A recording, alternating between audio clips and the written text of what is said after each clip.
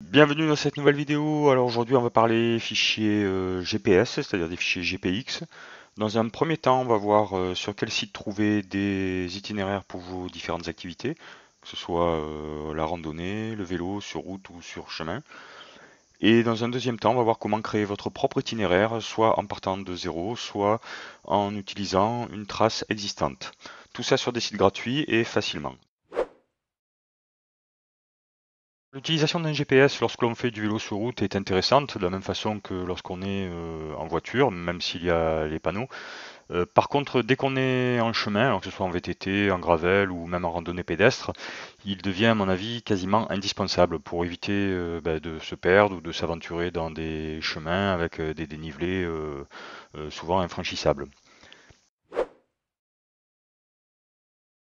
Il existe une multitude de sites qui proposent des parcours pour des activités sportives.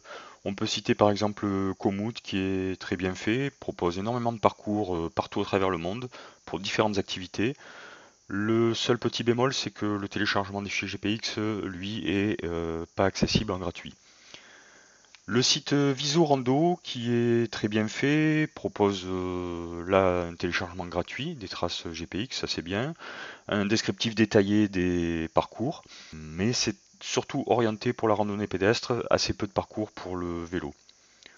Le site OpenRunner, qui lui est très complet également, beaucoup de parcours, le téléchargement est accessible, on peut également filtrer sur une certaine distance ou un certain dénivelé. Dans le même ordre d'idée, vous avez aussi le site Wikiloc qui propose des options assez similaires, ainsi que le site VisuGPX. Pour créer votre propre itinéraire, je vais vous présenter trois sites. Alors le premier, je passe assez rapidement, c'est OpenRunner. Pourquoi je passe rapidement? Parce qu'en fait, il y a trop de limitations en mode gratuit. Par exemple, vous ne pouvez pas passer en mode plein écran. Là aussi, comme on le voit, lorsqu'on construit l'itinéraire, la distance est mise à jour, mais pas le dénivelé. Et puis également, on ne peut pas changer le fond de carte. Deuxième site pour construire votre itinéraire, VisuGPX. Donc là, cette fois-ci, par rapport à OpenRunner, on est un petit peu mieux. On peut être en plein écran. On peut avoir un aperçu du dénivelé au fur et à mesure que l'on construit l'itinéraire. Et si besoin, on peut également changer le fond de carte. Donc c'est un petit peu mieux. Dernier site pour construire votre itinéraire et de loin le plus puissant, donc c'est GPX Studio. Donc là, comme vous voyez, j'ai indiqué que je veux créer un nouvel itinéraire. J'ai choisi l'activité, vélo gravel. Ici, je me localise sur la commune de départ, Carqueiranne, dans le Var. Voilà, donc je tombe sur le rond-point. Ici, en double trait, c'est la piste cyclable. Donc ce sera mon point de départ. Donc je clique une première fois, une deuxième. Je continue à construire mon itinéraire. En bas, on aperçoit donc le dénivelé qui se met à jour. Je dézoome et je continue à avancer. Alors déjà, première chose que l'on aperçoit, donc on a la distance évidemment qui est mise à jour, le dénivelé, et chose très pratique, dès qu'on amène la souris sur un point du parcours, on a le pourcentage de pente. Donc ça c'est très pratique pour préparer vos itinéraires. Voilà, alors ensuite si je continue à avancer dans mon parcours, c'est assez rapide, on construit l'itinéraire. Et à un moment donné, quand j'ai besoin de voir où je me situe exactement par rapport au chemin, par exemple, je me mets sur un point du parcours, je change le fond de carte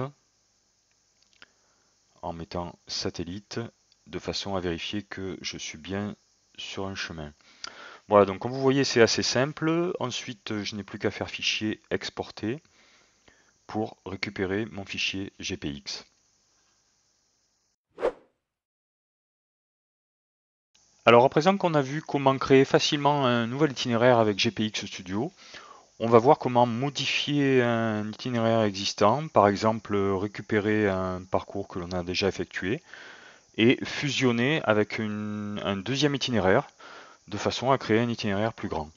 Donc là c'est ce que je suis en train de faire, donc je récupère sur Garmin Connect, mais ça aurait pu être également une autre interface de montre GPS, un parcours que j'ai déjà effectué, on le voit ici, c'est le tracé rouge, un parcours de 66 km.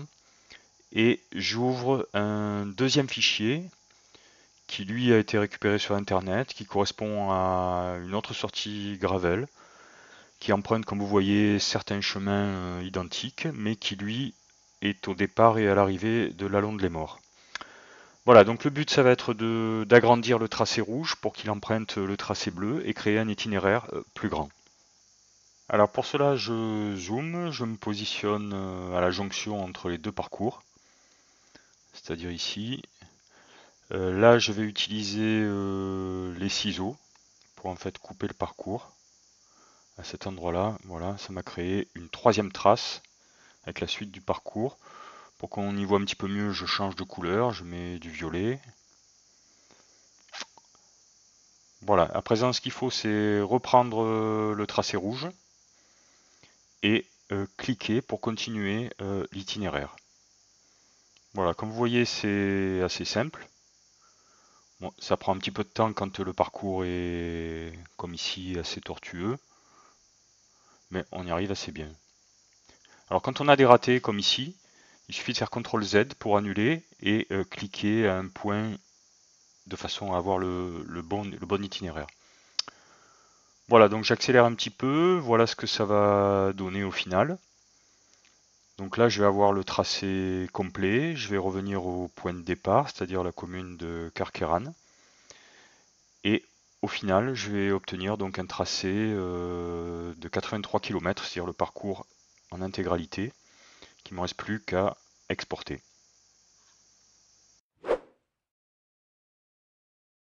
Voilà, pour terminer, je vous mets ici quelques images de la sortie que j'ai réalisée après l'avoir tracée dans GPX Studio. Vous retrouvez l'intégralité dans la vidéo dont je vous mets le lien ici en haut. J'espère que cette vidéo vous aura été utile, que vous saurez à présent comment facilement construire ou modifier des itinéraires GPS. Comme toujours, je vous encourage à mettre un pouce bleu et à vous abonner. Et puis juste une petite remarque concernant la nature du terrain. Donc ça, c'est une information que vous n'avez pas dans GPX Studio. Savoir si la piste est bien lisse ou si au contraire elle est truffée de cailloux. Donc ce genre de choses, je vous encourage à aller sur des sites comme les Voies Vertes ou les Offices du Tourisme ou des blogs pour avoir réellement des informations plus détaillées.